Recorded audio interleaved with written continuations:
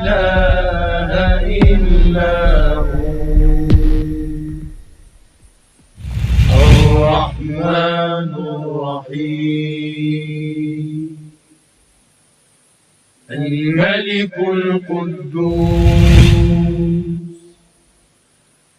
السلام المؤمن المهيمن العزيز الجبار المتكبر الخالق البارئ المصور الغفار القهار الوهاب الرزاق الفتاح العليم.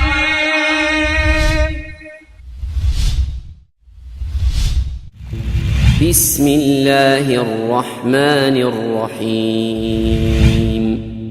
والمؤمنون والمؤمنات بعضهم أولياء بعض يأمرون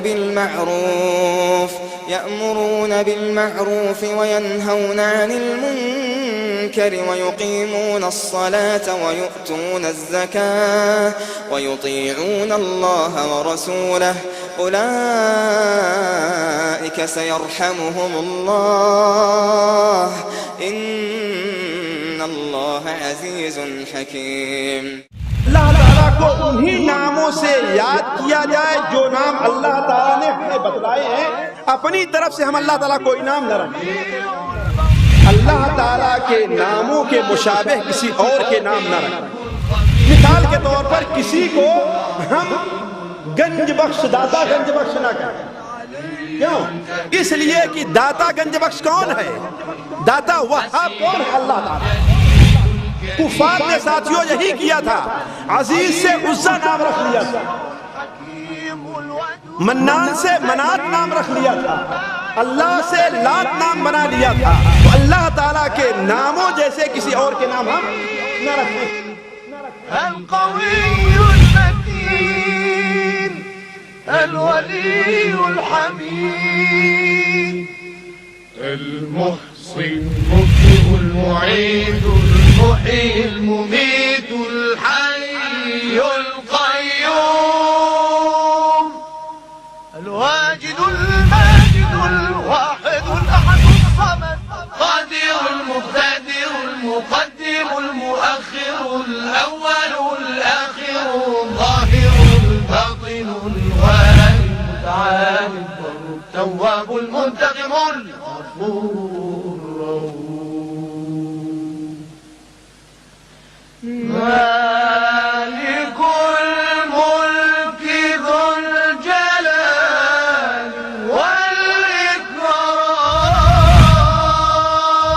والإكرام المقسط الجامع الغني المغني المانع الضار النافع النور الهادي البديع الباقي الوارث الرشيد الصبور المحيي.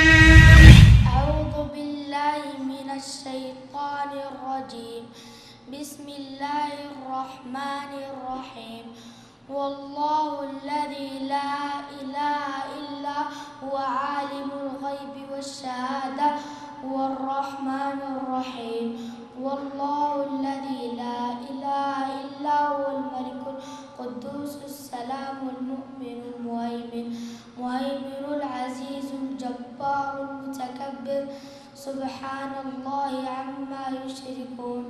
هو الله الخالق البارئ المصور له الأسماء الحسنى يسبح له ما في السماوات والأرض وهو العزيز الحكيم.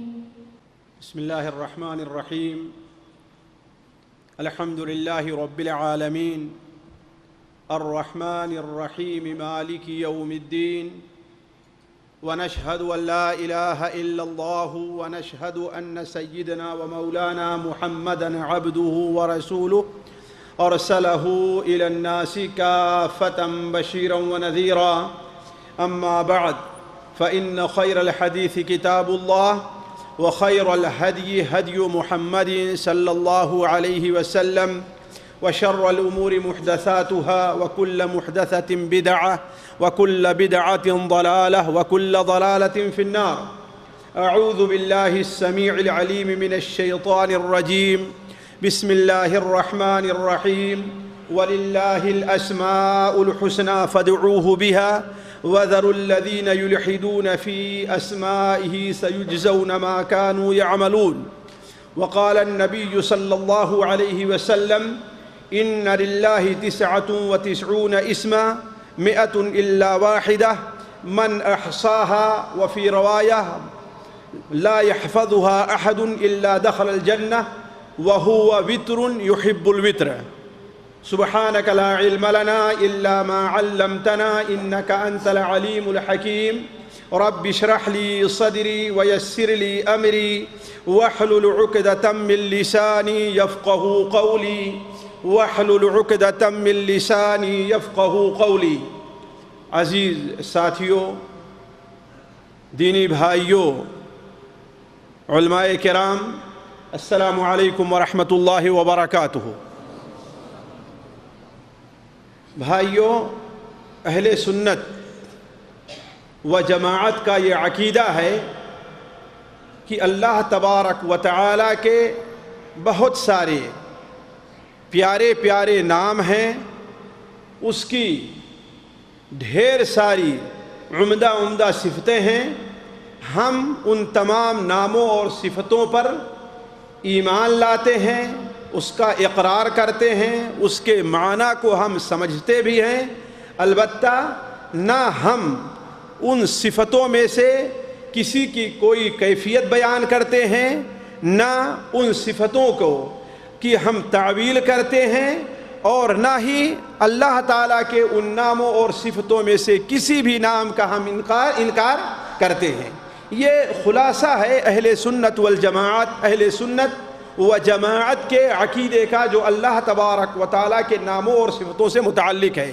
ساتھیوں، اللہ تبارک و تعالیٰ نے قرآن مجید کی 4 آیات کے اندر بڑی صراحت کے ساتھ ہمارے اور آپ کے سامنے یا ہمیں اور آپ کو یہ بتلایا ہے کہ اللہ تبارک و تعالیٰ کے بہت سارے نام ہیں. پہلی آیت سورہ اعراف میں ہے وَلِلَّهِ الْأَسْمَاءُ الْحُسْنَى فَادْعُوهُ بِهَا. اللہ تبارک و تعالیٰ کے بہت سے نام ہیں جو حسن کے پیکر ہیں. فَادْعُوهُ بِهَا، لہذا اللہ تبارک و تعالیٰ کو انہی ناموں کے ذریعے تم یاد کرو. دوسری جگہ سورہ بنی اسرائیل میں اللہ تبارک و تعالیٰ ارشاد فرماتا ہے قُلِ ادْعُوا اللَّهَ أَوِ ادْعُوا الرَّحْمَنَ أَيَّمَّا تَدْعُوا فَلَهُ الْأَسْمَاءُ الْحُسْنَى. آپ کہہ دیجئے کہ تم اللہ کو اللہ کہہ کر کے پکارو، رحمان کہہ کر کے پکارو، ایما تدعو، اس کے جس نام کو لے کر کے تم اسے یاد کرو، فَلَهُ الْأَسْمَاءُ الْحُسْنَى، اس کے بڑے پیارے پیارے نام ہیں. سورہ طٰہٰ میں اللہ تعالیٰ ارشاد فرماتا ہے اللہ لا الہ الا هو له الاسماء الحسنى. اللہ کے علاوہ کوئی عبادت کے لائق نہیں ہے اور اس کے پیارے پیارے نام ہیں.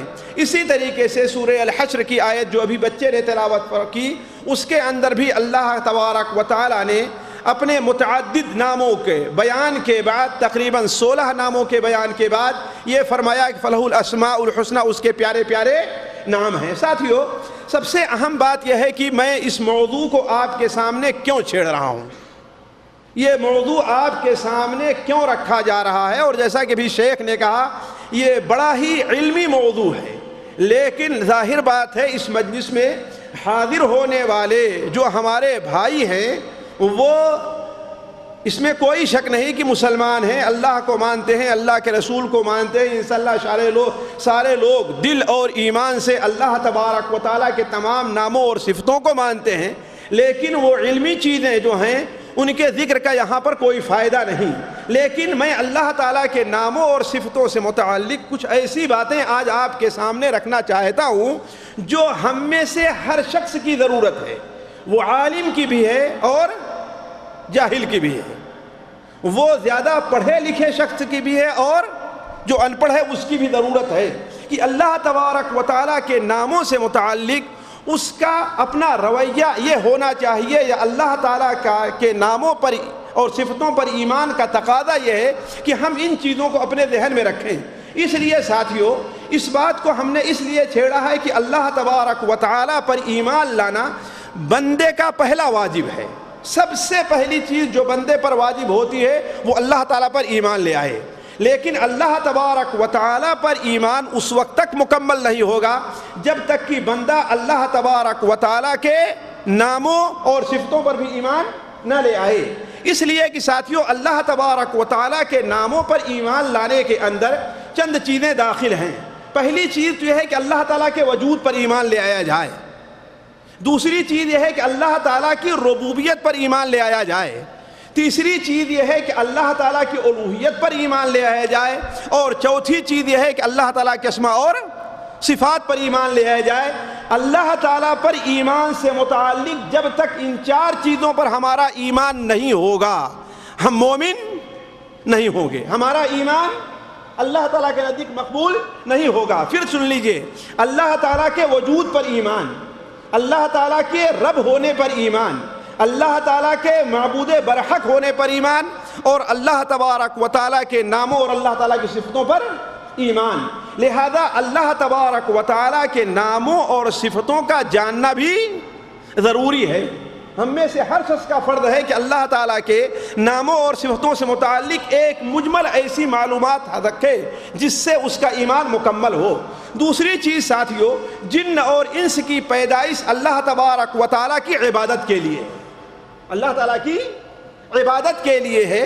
اور جب تک بندہ اللہ تبارک و تعالیٰ کے اسماء اور صفات پر ایمان نہیں لے آئے گا, جب اللہ تعالیٰ کو پہچانے گا ہی نہیں تو اللہ کی عبادت کیسے کرے گا؟ اللہ تعالیٰ کی معرفت ہی اسے حاصل نہیں ہوگی کہ اللہ ہے کیا چیز, کس بلا کا نام ہے, تو اس وقت تک اللہ تعالیٰ کی عبادت صحیح طور پر وہ نہیں کر سکتا. اسی لیے دیکھیں اللہ تبارک و تعالیٰ نے سب سے پہلے اپنی معرفت کرائی ہے, پھر اس کے بعد اللہ تعالیٰ نے اپنی عبادت کا حکم دیا ہے. الحمدللہ رب العالمین الرحمن الرحیم مالک یوم الدین. اس کے بعد کیا کہا؟ ایاک نعبد و ایاک نستعین. تو جب تک اللہ تبارک و تعالیٰ کی صحیح معرفت نہیں ہوگی, ان آیات میں اللہ تبارک و تعالیٰ کی وجود پر بھی ایمان کی دعوت ہے, اللہ تعالیٰ کے اسماء اور صفات پر بھی, اللہ تعالیٰ کی ربوبیت اور الوہیت ہر چیز پر ایمان کی دعوت ہے. پھر اس کے بعد اللہ تبارک و تعالیٰ کے سامنے بندہ کیا کہتا ہے؟ ایاک نعبد و ایاک نستعین. اسی طریقے سے ساتھیوں بات دوسری طرف نہ جائے, میں جو آپ کے سامنے بات رکھنا چاہتا ہوں وہ یہ ہے, میں یہ اہمیت آپ کے سامنے آج ہی بیان کرنا چاہتا ہوں کہ اللہ تعالیٰ پر ایمان, اللہ تعالیٰ کے اسماء اور صفات پر ایمان کی اہمیت کیا ہے. لیکن مجمل طور پر چند چیزیں آپ کے سامنے. دوسری بات یہ رکھتے ہیں ہم کہ اللہ تبارک و تعالیٰ کے نام بہت زیادہ ہیں. ہمارے یہاں مشہور ہے تو اللہ تعالیٰ کتنے نام ہیں جی؟ 99 نام ہے. یہ بات صحیح نہیں ہے. اللہ تعالیٰ کے بہت سارے نام ہیں. کتنے نام ہیں جو لوگوں کو اللہ تعالیٰ نے ابھی تک بتلایا ہی نہیں ہے, حتیٰ کہ خود اللہ کے رسول صلی اللہ علیہ وسلم کو اللہ تعالیٰ نے ان ناموں کا علم نہیں دیا ہے. اور یہ بات بالکل قرآن اور حدیث کی روح سے واضح ہے. کوئی آدمی گھبرا کر کے یہ نہ کہے کہ ہاں اللہ کے رسول کو بھی نہیں معلوم تھا. میں نہیں کہتا, خود اللہ کے رسول صلی اللہ علیہ وسلم کا فرمان صحیح حدیث میں بڑی وضاحت کے ساتھ ہے کہ مجھے اب تک وہ چیزیں مجھے معلوم نہیں ہیں. تو اس بات پر ہمارا اور آپ کا ایمان ہونا چاہیے کہ اللہ تبارک و تعالیٰ کے نام بہت سارے ہیں, صرف 99 نہیں ہیں. حدیث کے اندر 99 نام کا ذکر آیا ہے, اس کی جو وجہ ہے میں آپ کے سامنے بھی بعد میں رکھتا ہوں. لیکن ویسے اللہ تعالیٰ کے بہت سارے نام ہیں. اس کے دلیل کے طور پر آپ صرف 2 حدیثیں اپنے سامنے رکھیے. ایک حدیث تو میں آپ کے سامنے اس لیے بیان کروں گا کہ وہ ہم میں سے ہر شخص کی ضرورت ہے, ہم میں سے ہر شخص کی ضرورت ہے. اور اگر اس دعا کو آج بندہ یاد کر لے, اس حدیث کو یہاں پر سمجھ لے اور یاد کر کے جائے اور اس کا اہتمام کرے, تو میں سمجھتا ہوں اس کے بہت سے مسائل کا حل اس حدیث کے اندر موجود ہے. مثال کے طور پر حضرت عبداللہ بن مسعود کی روایت مسند احمد میں ہے کہ اللہ کے رسول صلی اللہ علیہ وسلم نے ارشاد فرمایا, جس بندے کو بھی کوئی فکر اور غم لاحق ہو, جس بندے کو بھی کوئی فکر اور غم لاحق ہو اور وہ اس دعا کو پڑھ لے یا ان کلمات کو پڑھ لے, تو اللہ تبارک و تعالی اس کے غم کو خوشی میں بدل دے گا, اس کی فکر کو آسانی اور آرام میں بدل دے گا۔ آیا ہر شخص کی ضرورت ہے کہ نہیں ضرورت ہے؟ یہ ہم میں سے ہر شخص پریشان رہتا ہے۔ کوئی کہتا ہے مولوی صاحب بڑے پریشانی ہے، نیند نہیں آتی ہے رات میں، ذرا اس کے لیے کوئی دعا بتا دیجیے۔ آیا یہ سوال ہے کہ نہیں سوال ہے؟ تو ہر شخص کی ضرورت یہ دعا ہے، اسے یاد کر لے۔ وہ دعا کیا ہے؟ اس دعا کے اندر اللہ تک کے رسول صلی اللہ علیہ وسلم نے یہ واضح کیا ہے کہ بہت سے ایسے نام ہیں کہ اللہ نے اللہ کے نام ہیں کہ اللہ نے کسی کو بتایا نہیں ہے۔ چنانچہ اللہ کے رسول صلی اللہ علیہ وسلم نے ارشاد فرمایا، آپ نے دعا کے جو کلمات بیان فرمائے وہ ہیں اللہم انی عبدک وابن عبدک وابن امتک ناصیتی بیدک ماض فی حکمک عدل فی قضاؤک۔ یہ ساری اللہ تعالیٰ کی صفات بیان ہو رہی ہیں۔ اللہم انی عبدک وابن عبدک وابن امتک، اے اللہ تعالیٰ میں تیرا بندہ ہوں، تیرے بندے کا بیٹا ہوں، تیری بندی کا بیٹا ہوں۔ ناصیتی بیدک، میری پیشانی تیرے ہاتھ میں ہے، مکمل طور پر میرے اوپر کس کا قبضہ ہے؟ عدل فی قضاؤک، میرے بارے میں آپ جو بھی فیصلہ کریں وہ فیصلہ حق ہے۔ ماض فی حکمک عدل فی قضاؤک اللہم انی عبدک وابن عبدک وابن امتک ناصیتی بیدک ماض فی حکمک عدل فی قضاؤک اللہم انی اسألک بکل اسم، اے اللہ تعالیٰ میں آپ کے ان تمام ناموں کے وسیلے سے مانگتا ہوں، ان تمام ناموں کے وسیلے سے مانگتا ہوں۔ وہ نام کیا ہیں؟ اللہم انی اسألک بکل اسم ہوا لک، جس سے آپ نے اپنے آپ کو موسوم کیا ہے، یا آپ نے اسے اپنی کتاب میں نازل کیا ہے، یا آپ نے اسے اپنی کسی بندے کو سکھایا ہے، یا ابھی تک اسے علم غیب کے اندر آپ نے رکھا۔ ان تمام ناموں کا وسیلہ دے کر کے آپ سے مانگتا ہوں کہ اے اللہ تعالیٰ قرآن مجید کو میرے دل کی بہار بنا دے، اے اللہ تعالیٰ قرآن مجید کو میرے دل کے ہم اور غم اور پریشانی کو دور کرنے والا بنا دے، قرآن مجید کو میرے دل کا نور بنا دے۔ تو کہنے کا مطلب اس حدیث سے پتہ چلا کہ اللہ تعالیٰ نے بہت سے نام ایسے ہیں جو نبیوں کو بتائے ہیں، ولیوں کو بتائے ہیں، اپنے نیک بندوں کو بتائے ہیں۔ بہت سے نام ایسے ہیں جو اپنی کتابوں کے اندر تورات میں، انجیل میں، زبور میں اور قرآن مجید میں نازل فرمائے ہیں، اور بہت سے نام ایسے ہیں جسے اللہ تعالیٰ نے اپنے پاس ابھی تک رکھا ہے۔ اور ساتھیوں وہی وہ خصوصی طور پر نام اور صفتیں ہیں جن صفتوں کا حوالہ دے کر کے، جن ناموں کا وسیلہ لے کر کے اللہ کے رسول صلی اللہ علیہ وسلم قیامت کے دن سفارش کریں گے۔ شفاعت کبریٰ جسے کہا جاتا ہے، جو شفاعت کسی کو حاصل نہیں ہے، وہی نام ہوں گے اور وہی صفتیں ہوں گی جو اس دنیا میں بھی کسی کو معلوم نہیں ہیں۔ جیسا کہ صحیح بخاری شریف میں ہے، اللہ کے رسول صلی اللہ علیہ وسلم نے ارشاد فرمایا کہ اللہ تعالیٰ اس وقت میرے اوپر اپنی حمد و ثنا کے وہ کلمات میرے دل میں ڈالے گا، اس کا القاء ہوگا کہ آج مجھے وہ معلوم نہیں ہے، نہ مجھ سے پہلے کسی کو بتایا ہوگا۔ تو اس سے پتہ چلتا ہے ساتھیوں کہ اللہ تبارک و تعالیٰ کے بہت سارے نام ہیں، کچھ نام تو لوگوں کو معلوم ہیں اور کچھ نام لوگوں کو معلوم نہیں ہیں۔ تیسری بات ساتھیوں، اللہ تبارک و تعالیٰ کے جتنے نام ہیں سارے کے سارے حسنہ ہیں۔ حسنہ کے معنی کیا ہے؟ حسنہ کے معنی عمدہ کے ہوتا ہے، اپنے کلمات میں بھی عمدہ ہیں، اپنے معنی کے لحاظ سے بھی عمدہ ہیں، اور اپنے مقتضا اور تقاضا کے لحاظ سے بھی عمدہ ہیں۔ ان سے بہتر نام اللہ تعالیٰ کا رکھا نہیں جا سکتا ہے۔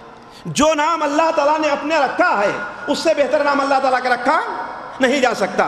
مثال کے طور پر ساتھیوں میں آپ کے سامنے یہ چند مثالیں دوں۔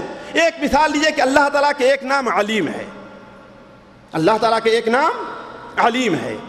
گویا علم کی جتنی صفتیں ہیں، جتنی خوبیاں ہیں، وہ اللہ تعالیٰ کے اندر پائی جاتی ہیں۔ علم کے اندر جتنی وسعت ہے وہ اللہ تعالیٰ کے اندر پائی جاتی ہے، اور وہ حسن میں انتہا کو پہنچے ہوئے ہیں، یعنی علم کا کوئی بھی گوشہ اللہ تعالیٰ سے خالی نہیں ہے۔ مثال کے طور پر ایک انسان ہے، پہلے کبھی اسے علم نہیں تھا، بعد میں علم ہوا، اور پھر یہ علم بھول بھی سکتا ہے، لیکن اللہ تعالیٰ کا علم ایسا ہے کہ اس سے پہلے کبھی اس کے اوپر جہل طاری نہیں تھا، اور نہ اللہ تعالیٰ کا علم اسے کبھی بھولے گا۔ ہم انسان ہے، ایک چیز خود اللہ کے رسول صلی اللہ علیہ وسلم سے متعلق اللہ تعالیٰ ارشاد فرمایا ما کنت تدری ما الکتاب ولا الایمان، آپ کو معلوم نہیں تھا کتاب کیا ہے اور ایمان کیا ہے، خود اللہ کے رسول صلی اللہ علیہ وسلم نے ارشاد فرمایا مجھے یہ چیز بھول گئی، لیکن اللہ تعالیٰ کی ذات یہ ہے کہ اس کا علم ایسا ہے کہ اس سے پہلے ایسا نہیں کبھی وہ جاہل تھا، نعوذ باللہ من ذالک، اور نہ یہ ہے کہ اللہ تعالیٰ کبھی بھولے گا۔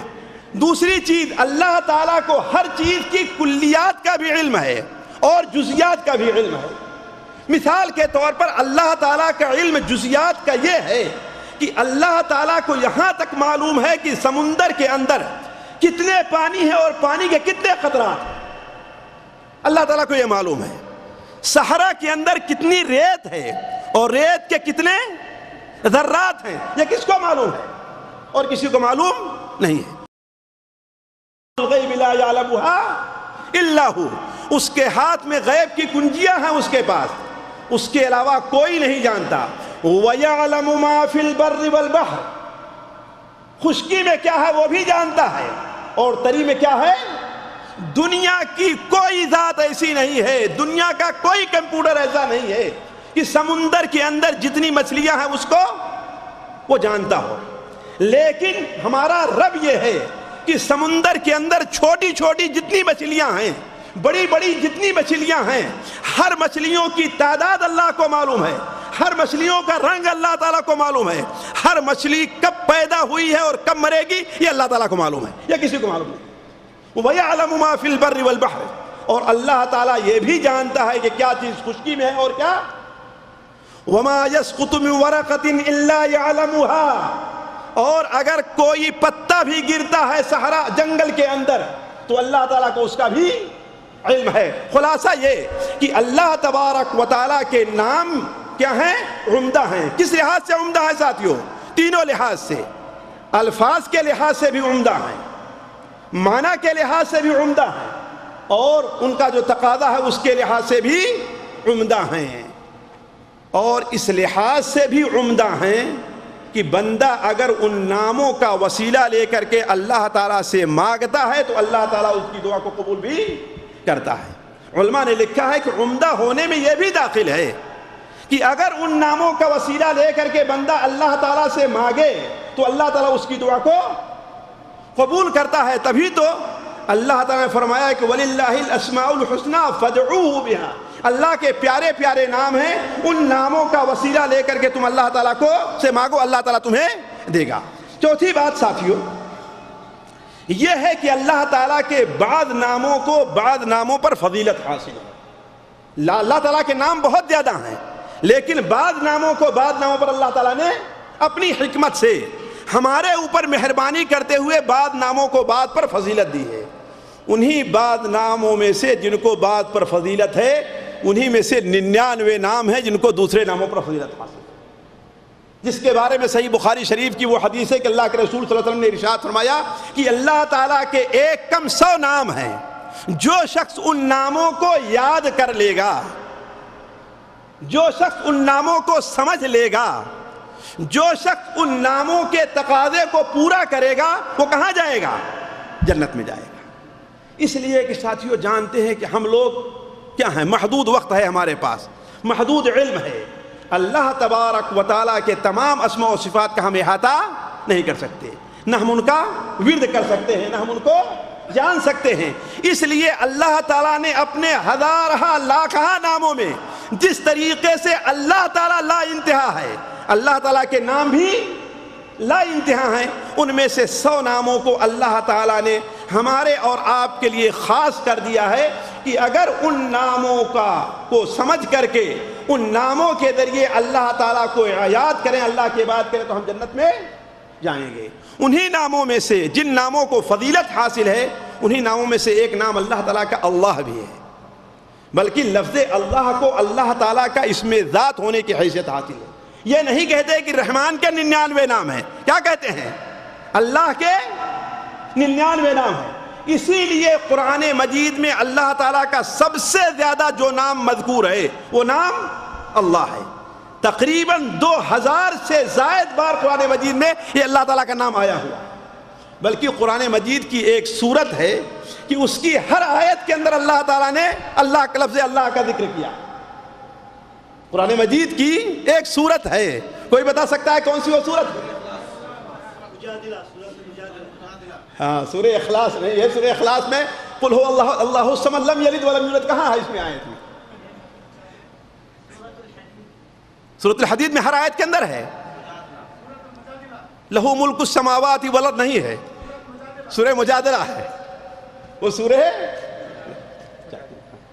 سورہ مجادلہ ہے جس کی ہر آیت میں اللہ تعالیٰ کا لفظ اللہ آیا ہوا ہے. تو کہنے کا مطلب اللہ تبارک و تعالیٰ کے جو نام ایک دوسرے سے افضل ہیں ان میں اللہ تعالیٰ کا نام اللہ بھی ہے. اسی طریقے سے اللہ تعالیٰ کے جو نام دیگر ناموں میں افضل ہیں وہ لفظ میں ایک نام ہے جسے اسم اعظم کہا جاتا ہے، جسے اسم اعظم کہا جاتا ہے. وہ اسم کون سا ہے اللہ تعالیٰ نے متعین کر کے ہمیں اور آپ کو بتایا نہیں کون سا اسم اعظم ہے، کون سا اسم اعظم ہے، لیکن اس کی صفات بیان کی ہے اللہ کے رسول صلی اللہ علیہ وسلم نے جس سے ہم اس کا اندازہ لگا سکتے ہیں. مثال کے طور پر سنن ابو داؤد میں اللہ کے رسول صلی اللہ علیہ وسلم کی حدیث ہے کہ آپ صلی اللہ علیہ وسلم ایک بار مسجد میں داخل ہوئے. آپ نے دیکھا کہ ایک صحابی آتے ہیں نماز پڑھے. نماز پڑھنے کے بعد وہ صحابی بیٹھ کر تشہد کیے اور آخر میں دعا کرنے لگے اللہم انی اسألک بأنک انت اللہ لا الہ الا ہو الاحد الصمد الذي لم يلد ولم يولد ولم يكن له كفوا احد. اللہ کے رسول صلی اللہ علیہ وسلم نے ارشاد فرمایا کہ اس نے اللہ تعالیٰ کے اسم اعظم کو لے کر کے اللہ تعالیٰ سے دعا کی ہے. جو آدمی بھی اللہ تعالیٰ کے اس نام کو لے کر کے دعا کرے گا اللہ اس کی دعا کو قبول کرے گا. تو کہنے کا مطلب کہ اللہ تبارک و تعالیٰ نے بعض ناموں کو بعض پر فضیلت دی ہے. انہی میں سے ایک نام کیا ہے؟ اللہ تعالیٰ کا اسم اعظم ہے اور انہی میں سے 99 نام ہے. ساتھیو یہ ایک تمہید تھی. اب ہم آتے ہیں اصل موضوع کی طرف کہ اللہ تبارک و تعالیٰ کے ناموں پر ایمان کا تقاضا کیا ہے اور اس کا تربیتی پہلو کیا ہے. اور مشکل یہ ہے ساتھیو کہ یہ چیز ہماری زندگی سے عمومی طور پر غائب ہے. لوگ اللہ تعالیٰ کے اسم اعظم کا نام لیتے ہیں، اللہ تعالیٰ کو رحمان کہتے ہیں، رحیم کہتے ہیں، غفور کہتے ہیں، ودود کہتے ہیں، لیکن اللہ تعالیٰ کے ناموں پر ایمان لانے کا تقاضا کیا ہونا چاہیے یہ چیز ہماری زندگی سے کافی حد تک غائب ہے. اور اسی لیے اس موضوع کو میں آپ لوگوں کے سامنے رکھ رہا ہوں کہ اس پر توجہ دینے کی ضرورت ہے. دیکھیے پہلی چیز اللہ تعالیٰ کو کے ناموں پر ایمان کا تقاضا، یہ پہلی چیز تو یہ ہے کہ اللہ تعالیٰ کو انہی ناموں سے یاد کیا جائے جو نام اللہ تعالیٰ نے ہمیں بتلائے ہیں. اپنی طرف سے ہم اللہ تعالیٰ کوئی نام نہ رکھیں، اپنی طرف سے کوئی نام نہ رکھیں. اسی لیے ساتھیوں اسی بنیاد پر بعض علماء یہ کہتے ہیں کہ اللہ تبارک و تعالیٰ کو گاڈ اور خدا جیسے الفاظ سے بھی یاد نہیں کرنا چاہیے. علاقہ یہ اختلافی مسئلہ اہل علم کا، میں اس موضوع کو نہیں چھیڑتا، لیکن اصل یہی ہے کہ اللہ تعالیٰ کو انہی ناموں سے یاد کیا جائے، انہی ناموں سے پکارا جائے جو نام اللہ تعالیٰ نے قرآن کے اندر یا اللہ کے رسول نے حدیث میں اپنے لیے رکھے. ہم یہ کہیں اللہ تعالیٰ یہ بتائے خدا نہ خواستہ، ہم یہ کہیں کہ اللہ اگر نہ چاہے ہے کہ نہیں. تو پہلی چیز یہ ہے کہ اللہ تعالیٰ کے جو نام ہیں ہم اللہ تعالیٰ کو انہی ناموں سے یاد کریں اور اللہ تعالیٰ کے نام اپنی طرف سے کوئی نام نہ رکھیں. دوسری چیز اللہ تعالیٰ کے ناموں کے مشابہ کسی اور کے نام نہ رکھیں. اللہ کے ناموں کے مشابہ کسی اور کے نام نہ رکھیں. مثال کے طور پر کسی کو ہم گنج بخش، داتا گنج بخش نہ کہیں. کیوں؟ اس لیے کہ داتا گنج بخش کون ہے؟ داتا وہاب کون ہے؟ اللہ تعالیٰ. کفار نے ساتھیوں یہی کیا تھا، عزیز سے عزا نام رکھ لیا تھا، منان سے منات نام رکھ لیا تھا، اللہ سے لات نام بنا لیا تھا، جیسا کہ بات علماء کی تفسیروں میں مذکور ہے یہ چیز ہے کہ نہیں. تو اللہ تعالیٰ کے ناموں جیسے کسی اور کے نام ہم نہ رکھیں. کیوں؟ اس لیے کہ اللہ تعالیٰ نرالا ہے. خاص طور پر وہ نام جو اللہ تعالیٰ کے ساتھ خاص ہیں اور اس صفت سے جو اللہ تعالیٰ کے ساتھ خاص کسی کا نام نہ رکھا جائے. سنن ابو داؤد میں روایت ہے کہ ایک صحابی اللہ کے رسول کی خدمت میں آتے ہیں. آپ صلی اللہ علیہ وسلم نے ان سے پوچھا کہ تمہیں کیا کہا جاتا ہے؟ کہا ہمیں ابو الحکم کہتے ہیں. کیا کہتے ہیں؟ ابو الحکم. ساتھیوں حکم کے معنی کیا ہوتا ہے؟ جی فیصل، سرپنچ، یعنی جس کی بات کو کاٹا نہ جائے، جس کے فیصلے کو توڑا نہ جائے. کہا تمہارا یہ نام کیوں رکھا لوگوں نے؟ کہا اے اللہ کے رسول صلی اللہ علیہ وسلم ہمارے علاقے کے لوگ جب آپس میں اختلاف ہوتا تھا اور مجھے فیصل بناتے تھے، پنچ بناتے تھے، تو جو میں فیصلہ کرتا تھا اس کو لوگ مان لیتے تھے۔ آپ نے کہا یہ صفت کس کی ہے؟ اللہ تعالیٰ کی ہے۔ ابو الحکم اس معنی میں کون ہے؟ اللہ تعالیٰ ہے۔ تو کہا تمہارے بیٹے بھی ہیں؟ کہا کہ ہاں۔ کہا بڑے بیٹے کا نام کیا ہے؟ کہا بڑے بیٹے کا نام شریح ہے۔ تو کہا تم ابو شریح ہو۔ تم کیا ہو؟ ابو۔ دیکھیے اللہ کے نام سے مشابہت کے لیے چونکہ ان کی کنیت کیا رکھی گئی؟ ابو الحکم، اس لیے اللہ کے رسول نے ان کی کنیت کو بدل دیا۔ تو کہنے کا مطلب اللہ تعالیٰ کے مشابہ نام دوسروں کے نہ رکھے جائیں۔ تیسری چیز یہ ہے اللہ تعالیٰ کے ناموں پر تقاضا یہ ہے کہ اللہ تعالیٰ کو ناموں ہی کو لے کر کے اللہ تعالیٰ سے دعا کی جائے۔ ساتھیو یہ موضوع ہماری زندگی سے بڑا چھوٹا ہوا ہے، حالانکہ اللہ کے رسول صلی اللہ علیہ وسلم کی دعائیں اگر آپ دیکھ لیجئے تو اللہ کے رسول دعاؤں میں عام طور پر اللہ تعالیٰ کی صفتوں اور اللہ تعالیٰ کے ناموں کا وسیلہ لیا گیا ہے۔ مثال کے طور پر اللہ کے رسول کی یہ دعا ہے اللہم بعلمک الغیب وقدرتک علی الحق احینی ما علمت الحیات خیرا لی وتوفنی اذا علمت الوفات خیرا لی۔ اے اللہ تعالیٰ تیرے غیب کا جو علم ہے اس کا وسیلہ میں لیتا ہوں، اور مخلوق پر تجھے جو قدرت حاصل ہے میں اس کا وسیلہ لے رہا ہوں۔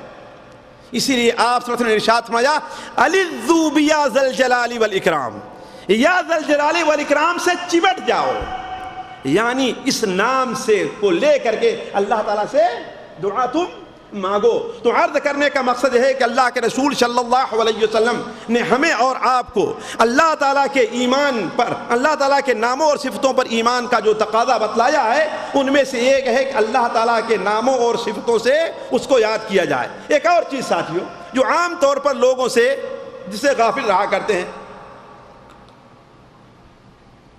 اللہ تعالیٰ کی کچھ صفتیں ایسی ہیں جو اللہ تعالیٰ کے ساتھ خاص ہیں، اور کچھ صفتیں ایسی ہیں جو اللہ تعالیٰ چاہتا ہے کہ وہ بندوں کے اندر پائی جائیں۔ لہذا جن صفت کو اللہ یہ چاہتا ہے کہ وہ بندوں کے اندر پائی جائیں، بندوں کو چاہیے کہ وہ اپنے اندر پیدا کرنے کی کوشش کریں۔ ذرا غور کریں گے اس نقطے پر۔ جو صفت اللہ تعالیٰ کو محبوب ہے اور وہ صفت اللہ کے اندر بھی پائی جاتی ہے، بندوں کو چاہیے کہ وہ صفت بندے اپنے اندر بھی پیدا کریں۔ مثال کے طور پر اللہ تعالیٰ کی ایک صفت ہے رحم کرنا، اللہ تعالیٰ کے ایک نام ہے رحیم، اور اللہ تعالیٰ کو پسند ہے کہ بندہ اپنے اندر یہ صفت پیدا کرے۔ الرحمن الراحمون یرحمہم الرحمن، جو لوگ رحم کرتے ہیں اللہ تعالیٰ قیامت کے دن ان کے اوپر بھی رحم کرے گا۔ تو جیسے رحم کرنا ہے، مدد کرنا ہے، عفو و درگزر ہے، یہ ایسی صفات ہیں، اس قسم کی صفات ہیں جو اللہ تعالیٰ یہ چاہتا ہے کہ بندے اسے اپنے اندر پیدا کریں۔ لہذا ہمیں یہ چاہیے کہ ہم یہ صفات اپنے اندر پیدا کریں اور کوشش کریں کہ یہ صفات ہمارے اندر پیدا ہو تاکہ اللہ تعالیٰ ہم سے خوش ہو جائے۔ اس لیے کہ بہت صفت ایسی ہوتی ہے کہ ایک باپ چاہتا ہے کہ ہاں ہمارے بیٹے کے اندر یہ صفت پیدا ہو، ہے کہ نہیں؟ لیکن بعض صفات ایسی رہتی ہیں کہ باپ نہیں چاہتا کہ کوئی اس کے اندر دخل دے۔ اسی طریقے سے اللہ تعالیٰ کو اس وَلِلْمَحِ الْمَثَلُ الْأَعْلَىٰ اس کی بات نہیں، لیکن ایک سمجھنے کی ایک مثال ہے، بہت صفتیں اللہ تعالیٰ کی ایسی ہیں جسے اللہ تعالیٰ چاہتا ہے کہ بندے اسے اپنے اندر پیدا کریں۔ جیسے رحم کی صفت ہے، معاف کرنے کی صفت ہے، درگزر کر دینے کی صفت ہے، اللہ تعالیٰ چاہتا ہے کہ بندے اسے اپنے اندر پیدا کریں۔ ارحموا من فی الارض یرحمکم من فی السماء، تم زمین والوں پر رحم کرو، اللہ آسمان والا تمہارے اوپر رحم کرے گا۔ چنانچہ اللہ کے رسول صلی اللہ علیہ وسلم جب مکہ مکرمہ میں اپنی دعوت دے رہے تھے تو اس وقت بہت سے لوگ مسلمان ہوئے، لیکن جب ہجرت کا معاملہ آیا تو کچھ لوگ تو ہجرت کر کے آئے اور کچھ لوگ وہیں پر رہ گئے۔ کیوں؟ ان کی بیوی نے، ان کے بچے رونے لگے کہ ہمیں کہاں چھوڑ کر کے جا رہے ہو، کس کے ذمے چھوڑو گے، ہم تمہارے بغیر کیسے رہ سکتے ہیں؟ لہذا ان لوگوں نے ہجرت نہیں کیا۔ لیکن جب مکہ فتح ہو گیا اور وہ لوگ ہجرت کر کے آئے تو کیا دیکھتے ہیں کہ جو لوگ ہمارے ساتھ اسلام قبول کیے تھے وہ ڈھیر سارا علم حاصل کر لیے اور اللہ کے رسول کے نزدیک ان کا بہت اونچا مقام حاصل ہو گیا۔ لہذا اب گھر جا کر کے اپنی بیوی بچوں کو مارنا شروع کیا کہ تمہاری وجہ سے ہم پیچھے رہ گئے ہیں، ورنہ یہ فلاں آدمی جو آج اللہ کے رسول صلی اللہ علیہ وسلم کے نزدیک ہم سے اونچا مقام رکھتا ہے، یہ ہم سے آگے نہیں تھا، تمہاری وجہ سے ہم پیچھے رہ گئے ہیں، لہذا انہیں سزا دینے لگے۔ اللہ تبارک و تعالی نے قرآن مجید میں آیت نازل فرمائی، یا ایھا الذین آمنوا ان من ازواجکم واولادکم عدوا لکم فاحذروہم، اے ایمان والو تمہاری بعض بیویاں اور تمہارے بعض اولاد تمہارے دشمن ہیں، ان سے بچتے رہو۔ وَإِن تَعْفُوا وَتَصْفَحُوا وَتَغْفِرُوا فَإِنَّ اللَّهَ غَفُورٌ رَحِيمٌ، اگر تم نے انہیں معاف کر دیا، ان سے درگزر کر دیا، انہیں بخش دیا، تو جان لو کہ اللہ تعالیٰ بھی معاف کرنے والا اور بخشنے والا ہے۔ تو اللہ تبارک و تعالیٰ کے بعض صفتیں بندہ اپنے اندر پیدا کرے۔ صحیح بخاری شریف، صحیح مسلم شریف اور دیگر کتب حدیث میں مفصل اور مختصر اللہ کے رسول صلی اللہ علیہ وسلم کے فرمان موجود ہے کہ ایک شخص تم سے پہلے لوگوں میں اس کا انتقال ہو گیا اور اللہ تعالیٰ کے نزدیک وہ حاضر ہوتا ہے، تو اللہ تعالیٰ اس سے پوچھتا ہے کہ بندہ تو کیا لے کر کے میرے پاس آیا ہے؟ کہتا ہے کہ اے اللہ تعالیٰ ہمارے پاس نہ کوئی زیادہ نماز ہے۔ ساتھیوں، جان بوجھ کر کے یہ حدیث آپ لوگوں کے سامنے ذکر کر رہا ہوں کہ بہت سے لوگ ہیں اپنے کام کے اندر اتنے مشغول رہتے ہیں کہ انہیں نفل وغیرہ پڑھنے کا، نفلی روزہ رکھنے کا موقع نہیں ملتا۔ بہت سے لوگوں کی ڈیوٹی ایسی رہتی ہے کہ وہ زیادہ اللہ تعالیٰ کی بات نہیں کرتے، لیکن فرائض کے اندر کوتاہی نہیں ہونی چاہیے۔ فرائض میں اللہ تعالیٰ کی طرف سے معافی نہیں ہے، البتہ نوافل وغیرہ کے اندر کمی ہو تو اس کے پورا کرنے کے لیے اللہ ارحم الراحمین نے بہت سے ذریعے رکھے ہیں۔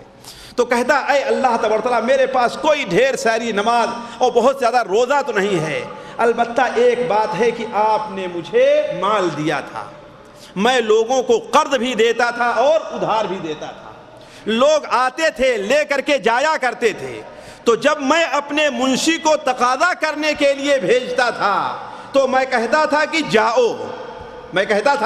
جاؤ، جس آدمی کے پاس نہ دینے کی استطاعت ہو اسے معاف کر دینا، اور جس کے پاس استطاعت تو ہے اور مہلت مانگ رہا ہے اسے مہلت دے دینا، ہو سکتا ہے کہ اللہ تعالیٰ مجھے قیامت کے دن معاف کر دے، ہو سکتا ہے کہ اللہ مجھے قیامت کے دن معاف کر دے۔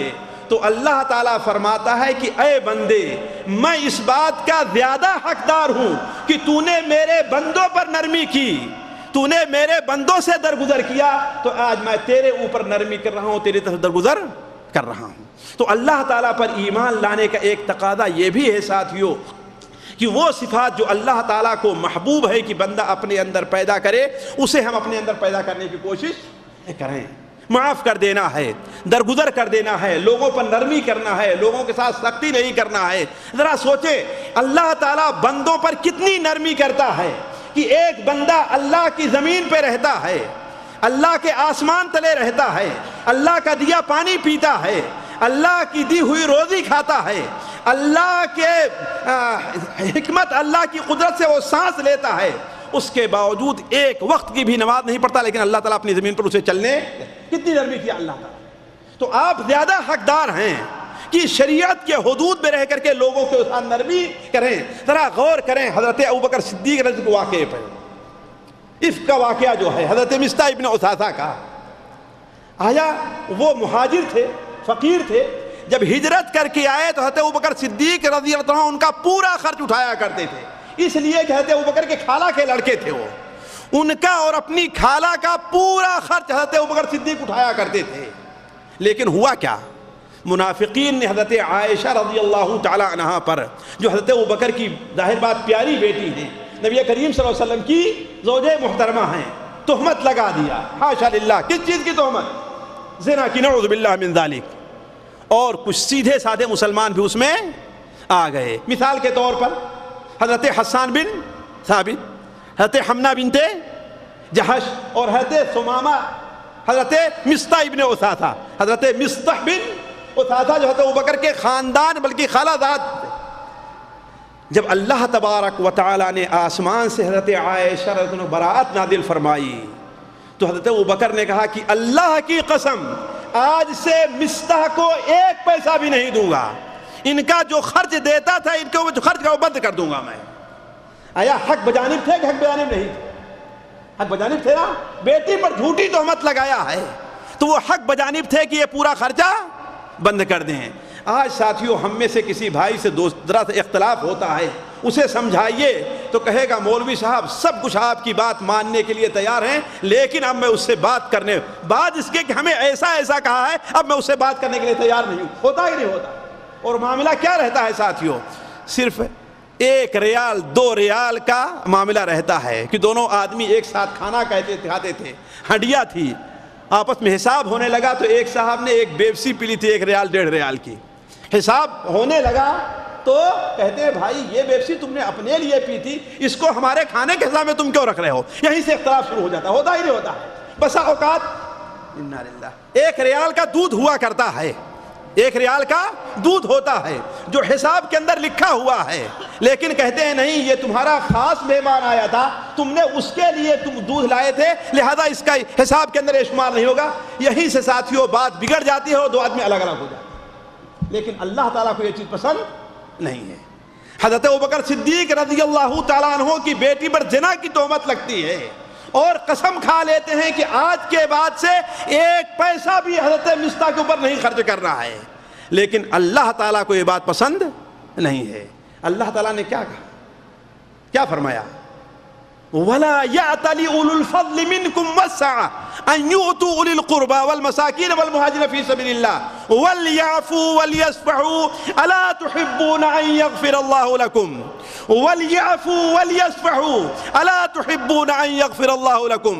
اللہ نے جنہیں مال دیا ہے, وسعت دی ہے, ان کے لیے قطعاً یہ مناسب نہیں ہے کہ قسم کھا لیں کہ میں غریبوں کے اوپر, یتیموں پر اور مہاجرین پر اور اپنے رشتہ داروں پر خرچ نہیں کروں گا. نہیں, بلکہ وَلْيَعْفُوا وَلْيَصْفَحُوا, چاہیے کہ معاف کر دیں اور درگزر فرمائیں. الا تحبون ان یغفر اللہ لکم, کیا تم نہیں چاہتے کہ اللہ تعالیٰ تمہیں معاف کر دے؟ جب یہ آیت نازل ہوتی ہے تو ابوبکر صدیق کیا کہتے ہیں؟ بلا یا ربی, اے اللہ میں چاہتا ہوں تو مجھے معاف کر دے, اے اللہ میں چاہتا ہوں تو مجھے معاف کر دے. اور کہا کہ اپنے قسم کا کفارہ ادا کیا اور کہا جتنا کچھ مصطفیٰ کے اوپر خرچ کرتا تھا اس میں سے 1 پائی بھی آج کے بعد سے میں کم نہیں کروں گا. تو عرض کرنے کا مقصد یہ ہے کہ ساتھیوں اللہ تبارک تعالیٰ کو یہ پسند ہے کہ جو صفات اللہ تعالیٰ چاہتا ہے کہ بندے کے اندر, اللہ کے اندر ہیں اور چاہتا بندوں کے اندر پائی جائیں, بندے کو کوشش کرنی چاہیے کہ وہ صفات اپنے اندر پیدا کرے. رحم کرنا ہے, تجاوز کر دینا ہے, یہ ساری چیزیں ہیں. البتہ بعض صفتیں ایسی ہیں جو اللہ تعالیٰ نہیں چاہتا, جیسے کبر ہے, تکبر ہے, یہ نہیں چاہتا کوئی اپنے اندر پیدا کرے. اللہ تعالیٰ کی جیسی صفت ہماری صورت بنائی ہے, کوئی آدمی اپنے ہاتھ سے ایسی صورت بنائے, اللہ تعالیٰ کو یہ پسند نہیں ہے. اسی طریقے سے ساتھیوں اللہ تبارک و تعالیٰ پر ناموں اور صفتوں کا ایک تقاضا یہ ہے کہ اس کے مطابق عمل کیا جائے. اور اس کے اوپر میں ذرا سا تھوڑا سا آپ لوگوں کا وقت لوں گا اور خصوصی طور پر مزید بھی آ جائیں گے, لیکن 3 صفتوں کا ذکر کروں گا جو اس وقت ہماری اور آپ کی اہم ضرورت ہے. مثال کے طور پر اس وقت انسان روزی کے لیے پریشان ہے, روزی کے لیے ہر انسان پریشان ہے. دوسری چیز یہ ہے کہ انسان اپنے امن کے لیے, اپنی حفاظت کے لیے ہر طرح سے انسان پریشان ہے کہ میری حفاظت کیسے ہو. اور تیسری چیز یہ انسان پریشان ہے کہ اسے عزت کہاں سے حاصل ہو. انہی اللہ تعالیٰ کے 3 صفتوں اور 3 ناموں سے متعلق میں چند باتیں آپ کے سامنے رکھوں گا. پہلی چیز یہ ہے کہ دیکھیے اللہ تعالیٰ کا ایک نام رازق ہے اور رزاق. اللہ کا ایک نام رازق ہے اور رزاق ہے. قرآن مجید میں رزاق ایک جگہ آیا ہوا ہے اور رازق تقریباً 4 یا 5 بار آیا ہوا ہے خیر الرازقین کے نام سے. اس کا معنی کیا ہے ساتھیوں؟ اللہ تعالیٰ رازق ہے, کیا معنی ہے؟ یعنی اللہ تعالیٰ روزی دینے والا ہے. ہر اپنے دوست کو بھی روزی دیتا ہے, اپنے دشمن کو بھی روزی دیتا ہے, مسلمان کو بھی روزی دیتا ہے, کافر کو بھی روزی دیتا ہے, طاقت والے کو بھی روزی دیتا ہے, کمزور کو بھی روزی دیتا ہے. اور کیا ہے, حتیٰ کہ اللہ تعالیٰ کی رزاقیت کا یہ حال ہے کہ ماں کے پیٹ میں بندہ ابھی صرف 4 مہینے کا رہتا ہے بس, کہ اللہ تعالیٰ اس کی روزی لکھ دیتا ہے. جس طریقے سے کسی کی بیٹی ہوتی ہے تو اس کے جہیز کے لیے شروع ہی سے پیسہ جمع کرنا ہوتا ہے کہ نہیں ہوتا ہے؟ کیوں؟ تاکہ اطمینان رہے. اور اللہ تعالیٰ نے ہماری اور آپ کی روزی کب لکھتی ہے ساتھیوں؟ جی ابھی ہمارے ہاتھ پیر بھی نہیں بنے تھے. ہے بات صحیح کہ نہیں؟ سے بخاری شریف میں حدیث ہے کہ نہیں صحیح ہے کہ جب 4 مہینے کا نطفہ ماں کے پیٹ میں ہو جاتا ہے تو اللہ تعالیٰ ایک فرشتے کو بھیجتا ہے جو 4 چیزیں لکھ دیتا ہے. ان میں سے ایک چیز کیا ہے کہ اس کی روزی کیا ہے. تو اللہ تبارک و تعالیٰ کی ایک صفت کیا ہے ساتھیوں؟ رزاق ہے. یعنی روزی دیتا ہے. کس کو؟ ہر ایک کو روزی دیتا ہے. دوستوں کو بھی, دشمن کو بھی, چھوٹے کو بھی, بڑے کو بھی. حتیٰ کہ وہ آدمی جو اپنے ہاتھ سے روزی کمانے کے لائق ہے ہی نہیں. اور علماء نے تو یہاں تک لکھا ہے کہ سمندر میں بعض مچھلیاں ایسی ہیں جن کی آنکھ نہیں ہے, جن کی آنکھ نہیں ہے. اللہ تعالیٰ ان مچھلیوں کو بھی روزی دے رہا ہے. اللہ تعالیٰ کی یہ شان ہے. اور قرآن مجید میں اللہ تعالیٰ نے 1-2 جگہ نہیں متعدد جگہ اپنی یہ شان بیان کی ہے. وَكَأَيٍّ مِّن دَابَّةٍ لَّا تَحْمِلُ رِزْقَهَا اللَّهُ يَرْزُقُهَا وَإِيَّاكُمْ. کتنے جانور ایسے ہیں جو اپنی روزی اپنے ساتھ لے کر کے نہیں چلتے ہیں. انہیں روزی کون دیتا ہے؟ اللہ تعالیٰ روزی. وَمَا مِن دَابَّةٍ فِي الْأَرْضِ إِلَّا عَلَى اللَّهِ رِزْقُهَا. زمین پر چلنے والی جتنی چیزیں ہیں, جتنے جانور ہیں, اللہ تبارک و تعالی انہیں روزی دیتا ہے. آجا یہ ہمارا ہم جانتے ہیں کہ نہیں جانتے؟ بلکہ اللہ کے رسول صلی اللہ علیہ وسلم نے یہاں تک ارشاد فرمایا کہ اگر بندہ اپنی روزی سے ایسے ہی بھاگے جیسے موت سے بھاگتا ہے پھر بھی اس کی روزی اسے پالے گی. اس کی روزی اسے. یہ ہمارا ایمان ہونا چاہیے کہ ان اللہ هو الرزاق ذو القوۃ المتین. اللہ تعالیٰ ہی روزی دینے والا ہے اور اللہ تعالیٰ بڑا ہی طاقت اور قوت والا ہے. یہ ہمارا آپ کا ایمان ہے کہ ایمان نہیں؟ لیکن اس کا تقاضا ہونا کیا چاہیے؟ یہ اصل چیز ہے ساتھیوں. ہر آدمی اپنی زبان سے کہتا ہے کہ اللہ روزی دینے والا ہے, لیکن اگر نوکری ذرا چھوٹتی نظر آئے تو کیا ہوتی ہے؟ پریشانی لگتی ہے. فلاں کو دیکھو میری روزی کاٹنا چاہتا ہے نا؟ کہتے ہیں کہ نہیں کہتے؟ روزی کون کاٹتا ہے؟ اللہ تعالیٰ. روزی کون دیتا ہے؟ کسی انسان کے بس میں نہیں ہے کہ کسی بندے کی روزی کسی بندے کی روزی کوئی دوسرا انسان کاٹ لے. جو روزی اللہ نے آپ کی قسمت میں لکھی ہے, جتنی روزی لکھی ہے, جب تک آپ وہ روزی کھا نہیں لیں گے, حاصل نہیں کر لیں گے, آپ کو موت آنے والی نہیں ہے. ساتھیوں ایک نقطے پر اور غور کر لیجئے. جو انسان چوری کر کے, ڈاکہ ڈال کر کے, جھوٹ بول کر کے, دھوکہ دے کر کے جو روزی حاصل کر رہا ہے یہ اسی کی روزی تھی, لیکن اس نے لینے میں جلد بازی سے کام لیا ہے. یہ اس کو ملنی ہی تھی, لیکن اس نے کیا کیا ہے؟ اللہ تعالیٰ کی رزاقیت پر ایمان نہیں لایا اور جلد بازی سے کام لیا. اس نے غلط طریقے سے حاصل کیا, ورنہ وہ اس کو ملنا ہی تھا. اس پر بھی ہمارا ایمان ہے. اور چاہے انسان جتنے طریقے استعمال کرے, اگر وہ روزی اس کی قسمت میں نہیں ہے تو اس کو ملنے والی نہیں ہے. اسی لیے آپ برابر یہ قصے سنتے اور پڑھتے آئے ہوں گے کہ فلاں نے اپنے باپ کو, فلاں نے اپنی بیوی کو, فلاں عورت نے اپنے شوہر کو اس لیے قتل کر دیا کہ بینک میں جو اس کا حصہ تھا وہ لے لے, اور پکڑا گیا. یعنی مرنے, اگر اپنی فطری موت مرا ہوتا تو وہ اس کو ملتا کہ نہیں ملتا؟ لیکن چونکہ اس کی قسمت میں نہیں تھا لہذا اسے وہ نہیں ملا. تو عرض کرنے کا مقصد ہے کہ جو روزی انسان ناجائز طریقے سے حاصل کر رہا ہے, مجھے بڑا پسند آیا حضرت علی رضی اللہ عنہ کے ایک واقعہ میں پڑھ رہا تھا کہ حضرت علی رضی اللہ عنہ ایک بار کوفہ میں جا رہے تھے اور آپ کے ساتھ ایک جانور تھا. آپ ایک مسجد کے پاس سے گزرے تو وہاں پر دیکھا جانور باندھنے کی کوئی جگہ نہیں تھی, تو ایک صاحب ٹہل رہے تھے, انہیں بلایا کہ یہاں پر آؤ. کہا یہ جانور پکڑے رہو, اس کی لگام دے دیا, میں مسجد سے 2 رکعت نماز پڑھ کر کے آتا ہوں. بڑے میاں مسجد چلے گئے, 2 رکعت نماز پڑھ کر کے آتے ہیں تو نہ جانور ہے نہ وہ آدمی وہاں پر موجود ہے. نہ جانور ہے نہ وہ آدمی موجود ہے.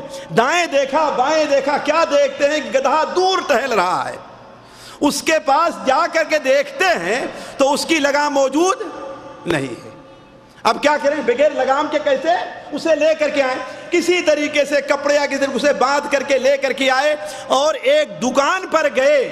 کس لیے؟ تاکہ لگام خریدیں، تاکہ اس پر سواری تو کریں۔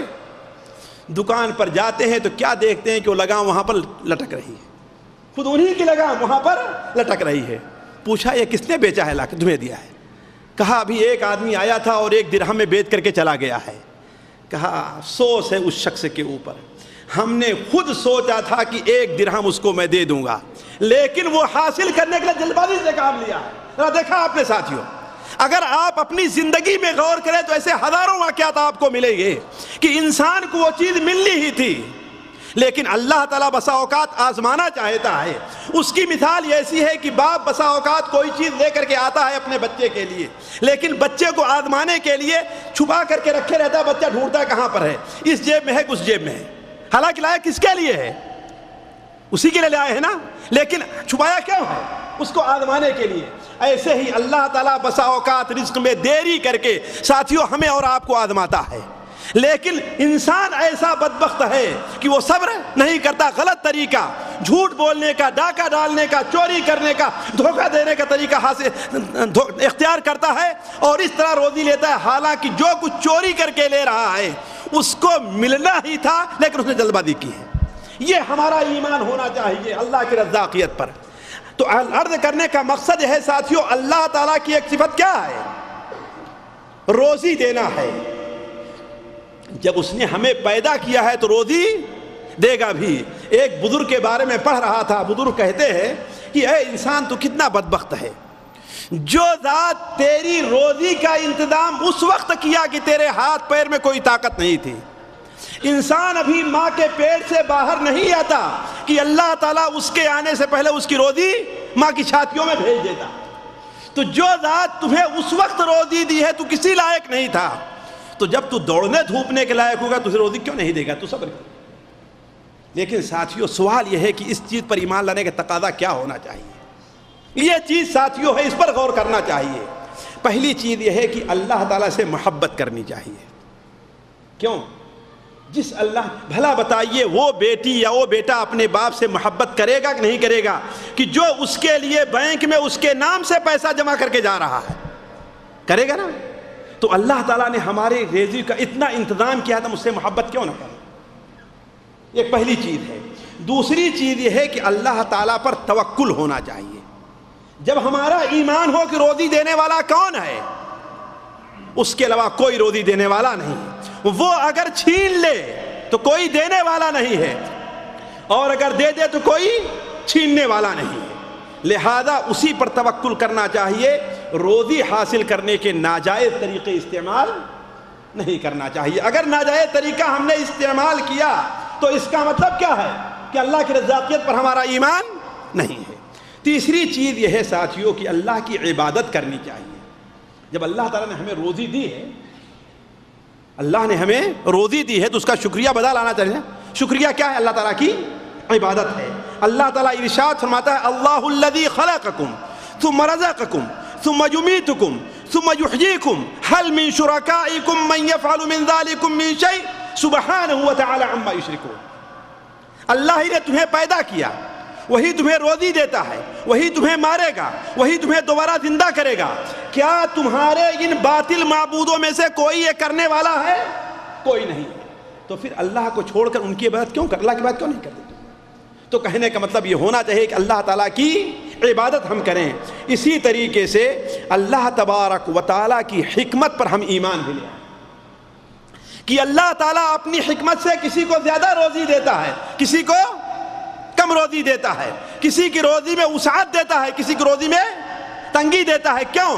ہمارا جب اللہ تعالیٰ کے اوپر ایمان ہے تو اس کا مطلب یہ ہونا چاہیے کہ یہ اللہ تعالیٰ یہ تیری حکمت ہے، تیری اسی میں مصلحت ہے کہ مجھے روزی کم ملے، لہذا اس پر صبر کرنا چاہیے۔ یہ تو اللہ تعالیٰ کا ایک نام تھا۔ دوسرا نام اللہ تعالیٰ کا ساتھیوں، اللہ تعالیٰ کا ایک نام کفیل اور وکیل بھی ہے۔ وَقَدْ جَعَلْتُمُ اللَّهَ عَلَيْكُمْ كَفِيلًا۔ اللہ تعالیٰ کا ایک نام کیا ہے؟ کفیل ہے۔ اور اللہ تعالیٰ کا ایک نام وکیل ہے۔ وَنِعْمَ الْوَكِيلُ کئی جگہ ہے۔ ان کا معنی کیا ہوتا ہے ساتھیوں؟ میں تفصیل میں نہیں جانا چاہتا، البتہ اس کے اوپر غور کر لیں۔ ان دونوں کے معنی میں یہ چیز شامل ہے کہ اللہ تعالی ہمارے امور کا، معاملات کا ذمہ دار ہے، ہماری روزی کا بھی ذمہ دار ہے، ہماری حفاظت کا بھی ذمہ دار ہے، ہمیں اس دنیا میں جو رکھا ہے ہر چیز کا ذمہ دار اللہ تعالیٰ ہے۔ جس طریقے سے اللہ، آپ جو ہے کورٹ میں جائیں تو کسی کو اپنا وکیل بنا دیں تاکہ آپ کی طرف سے وہ لڑ سکے، اسی طریقے سے اللہ نے ہمیں اور آپ کو جب اس دنیا میں رکھا ہے تو اللہ تعالیٰ ہی ہمارے تمام معاملات کا ضامن ہے، ہمیں یہ رکھنا چاہیے۔ اور جب ہم یہ رکھیں گے تو اس کا مطلب ہے کہ اللہ تعالیٰ پر ہمارا اور آپ کا توکل بھی ہوگا۔ ساتھیو، ضرورت یہ ہے کہ ہم اللہ تعالیٰ کے ان ناموں اور ان صفتوں پر غور کریں۔ آج دنیا کے لوگ جو مسلمان ہیں، عالم بھی اور جاہل بھی، حاکم بھی اور محکوم بھی، اللہ تعالیٰ کی کفالت اور اللہ تعالیٰ کی وکالت کو چھوڑ کر کے دوسروں کی کفالت اور وکالت میں گئے ہوئے ہیں، لہذا ان کے اوپر ذلت اور خواری مسلط ہوئی۔ ہم یہ دیکھیں کہ ضامن کون، ہماری ضمانت کون لیا ہے؟ اللہ تعالیٰ۔ ہماری حفاظت کی، ہماری روزی کی، ہماری عزت کی، ہر اس کی ضمانت کس کے اوپر ہے؟ اللہ تعالیٰ کی۔ اگر ہمارا اور آپ کا اس کے اوپر ایمان ہو جائے تو اللہ تعالیٰ ہماری کس طریقے سے کفالت کرے گا ہم اس کو نہیں سمجھ سکتے۔ صرف ایک مثال میں دیتا ہوں آپ کو، بخاری شریف کے اندر ہے کہ اللہ کے رسول صلی اللہ علیہ وسلم نے ارشاد فرمایا، بنو اسرائیل کا ایک شخص ایک آدمی کے پاس جاتا ہے اور کہتا ہے مجھے 1000 دینار دے دو، اور 1000 دینار اس وقت کتنی قیمت رہی ہوگی ساتھیوں؟ جی آج ہمارے خیال سے لاکھوں اور ملین کی بات رہی ہوگی۔ تو اس نے کہا کہ تمہارا گواہ کون ہے؟ اس نے کیا کہا؟ اللہ کا۔ آپ لوگوں نے سنا ہوگا اس قصے کو، ذرا غور کریں۔ اس کون گواہ ہے؟ اللہ تعالیٰ گواہ ہے۔ کہا کہ اس کے اوپر کوئی ضمانت دینے والا ہے کہ نہیں ہے؟ کہا اللہ تعالیٰ کفیل ہے۔ کہا اللہ کفیل ہے، لو یہ دینار لے کر کے جاؤ۔ چنانچہ 1000 دینار لیا اور لے کر کے وہ سمندر کے سفر پر تجارت کے لیے چلا گیا۔ تجارت کے لیے گیا اور جو تاریخ متعین تھی پیسہ واپس کرنے کے لیے، وہ سمندر یا دریا کے کنارے آتا ہے، سواری اور کشتی ڈھونڈتا ہے لیکن اسے کشتی مل نہیں رہی ہے۔ لیکن ضمانت دار کس کو بنایا ہے ساتھیوں؟ اللہ تعالیٰ کو۔ ذمہ دار کس کو بنایا ہے؟ گواہ کس کو بنایا ہے؟ اللہ تعالیٰ کو۔ اب وہ کیا کرے؟ کوئی سواری نہیں، آج کی طرح نہ کوئی جہاز تھا، نہ ایسے تیز سمندر میں چلنے والے بحری جہاز تھے۔ وہ پریشان ہو گیا، کرے کیا؟ دیکھ رہا ہے کہ تاریخ بالکل پہنچ گئی ہے، اب اگر میں اسے ادا نہیں کرتا ہوں تو اللہ تعالیٰ کو جو ہم نے گواہ اور اللہ تعالیٰ کو ضمانت دار جو بنایا ہے، اللہ تبارک و تعالیٰ کے ساتھ یہ گویا کہ خیانت ہوتی۔ اس نے کیا کام کیا؟ کیا کیا؟ اس نے ایک لکڑی لیا، لکڑی کو اندر سے اس کے گودے کو نکالا، خالی کیا اور اس کے اندر 1000 دینار رکھ دیتا ہے اور اس میں ایک پردہ رکھتا ہے اور پردے میں لکھتا ہے کہ اے بھائی، ہم نے تم سے 1000 دینار قرض لیا تھا، تم نے گواہ مانگا، ہم نے اللہ کو گواہ بنایا، تم نے ضمانت دار مانگا، کفیل مانگا، ہم نے اللہ تعالیٰ کو کفیل بنایا۔ میں کوشش کرتا رہا کہ مجھے کوئی سواری مل جائے تاکہ وقت پر تمہارا پیسہ واپس کر دوں، لیکن کوئی سواری نہیں مل سکی، چونکہ ہم نے اللہ کو گواہ بنایا تھا، اللہ کو کفیل بنایا تھا، لہذا یہ پیسہ میں اللہ کے حوالے کر اور سمندر میں ڈال دیا۔ ساتھیو، ہم بھی کہتے ہیں کہ اللہ کفیل ہے، لیکن ہمارا ایمان ہے، ہمارا یقین ہے؟ زبان سے کہہ لینا، یہی چیز ساتھیوں اپنے اندر پیدا کرنے کی ضرورت ہے۔ ذرا دیکھیں آج پیسے کے اوپر ہمارا جو ایمان ہے، اپنے مدیر کے اوپر ہمارا جو ایمان ہے، اپنے کفیل کے اوپر جو ہمارا ایمان ہے، وہ جھوٹ بولتے ہیں، اللہ کے اوپر ہمارا وہ ایمان نہیں۔ اسی لیے تھوڑا سا معاملہ ہوتا ہے ہم پریشان ہو جاتے ہیں، تھوڑی سی بات ہوتی ہے ہم گھبرا جاتے ہیں۔ کیوں؟ اس لیے کہ اللہ تعالیٰ کو ہم کفیل تو مانتے ہیں، زبان سے اقرار تو کرتے ہیں، لیکن ہم نے اپنی تربیت اس کے اوپر نہیں کی۔ ساتھیوں، یہ چیز پیدا کرنے کی ضرورت ہے۔ چنانچہ وہ شخص بھی جس نے قرض دیا تھا، وہ جب دیکھا کہ تاریخ قریب آ رہی ہے تو روزانہ صبح سے شام تک سمندر کے پاس آتا ہے کہ بیٹھتا ہے، انتظار کرتا ہے کہ 1000 دینار کا معاملہ ہے۔ جب آخری دن ہو گیا اور مغرب کا وقت ہو رہا ہے، وہ دیکھتا ہے اب بھی کوئی ایسی کشتی نہیں آ رہی ہے جس کے اوپر کوئی آدمی وہاں سے سوار ہو کر کے آ رہا ہو، مایوس ہو کر کے واپس جا رہا تھا ساتھیوں، تو اسے کیا ملتی ہے؟ ایک لکڑی تیرتی ہوئی ملی۔ تو اس نے سوچا چلو کم سے کم یہ لکڑی گھر میں بچوں کے لیے روٹی پکانے کے کام تو آئے گی، لہذا وہ لکڑی اٹھا کر کے لاتا ہے، اور جیسے ہی گھر پہنچ کر کے ساتھیوں اسے پھاڑتا ہے، ایک ہی اس کلہاڑی اس کے اوپر ماری تھی، اس لیے کہ اندر سے کیا تھی؟ وہ کھوکھلی تھی، وہ پھٹ گئی اور 1000 دینار زمین کے اوپر آ کر گر پڑتے ہیں۔ اور اسے وہ پردہ بھی ملتا ہے جس پردے کے اندر اس نے لکھا ہوا تھا۔ دیکھیے اللہ تعالیٰ کو کفیل اس پر ایمان کا کیا نتیجہ ساتھیوں دنیا میں ظاہر ہوا۔ تو عرض کرنے کا مقصد یہ ہے کہ ہم اگر اللہ تعالیٰ کے کفیل ہونے پر ایمان رکھتے ہیں تو یہ چیز ہمارے اندر پائی جانی چاہیے۔ اسی طریقے سے ساتھیوں اللہ تبارک و تعالیٰ کی ایک صفت سمیع اور بصیر بھی ہے، ذرا غور کریں گے، سمیع اور بصیر بھی ہے۔ سمیع کے معنی کیا ہوتا ہے؟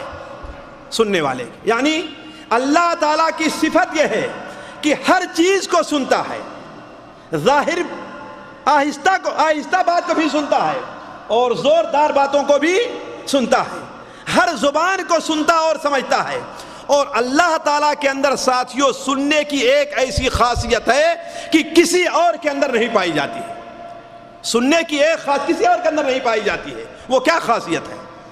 خاصیت جی ہاں، کیا کہا بھائی نے؟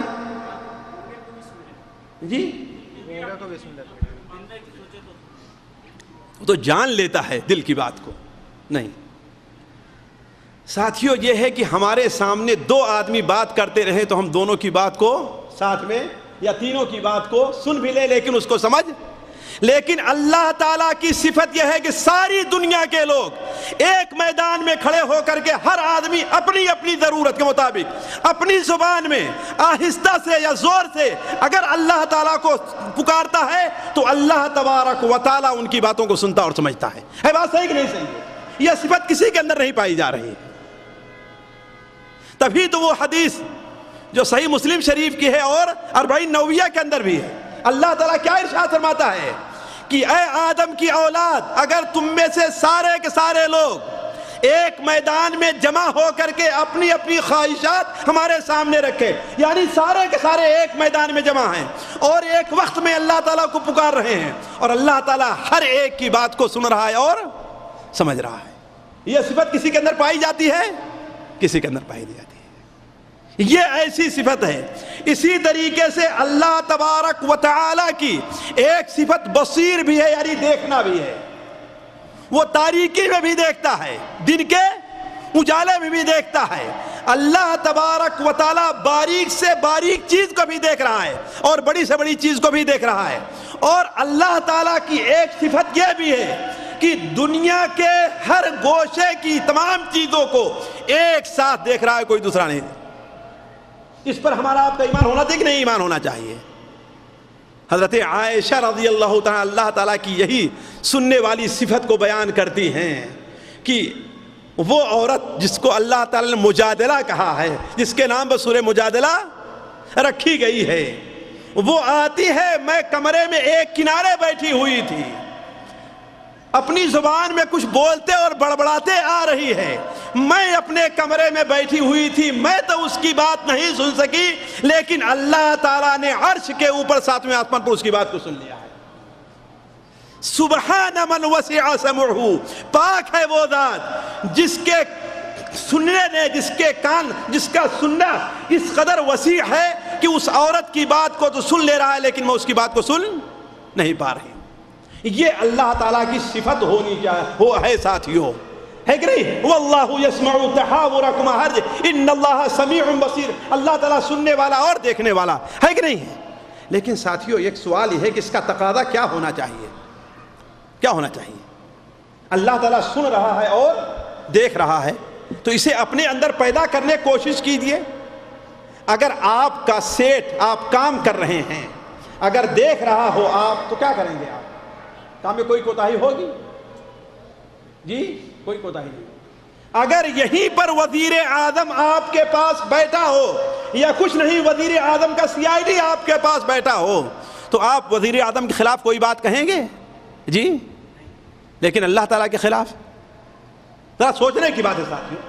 کہتے تو ہے کہ ہمارا ایمان ہے، واللہ ہمارا ایمان نہیں ہے، اگر ہمارا ایمان ہوتا تو ہماری زندگی کے اندر تبدیلی آ جاتی ہے۔ امام ابن رجب